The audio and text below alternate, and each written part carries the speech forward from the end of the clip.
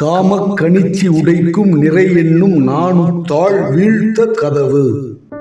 தோழி, அறிவும் நாணமும் அழியாமல் நில் என்கிறாய். என் செய்வது?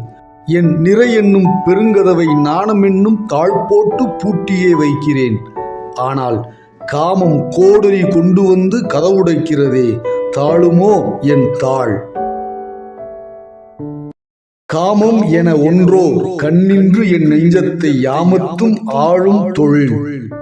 யாமம் என்பது தூக்கம் தருவது, தொழில் மறப்பது, எல்லா உயிர்களையும் மறக்கச் செய்யும் இதே யாமம் நள்ளிரவிலும் என்னை உறங்க விடவில்லையே, தொழில்படுத்தி தொல்லைப்படுத்துகின்றதே.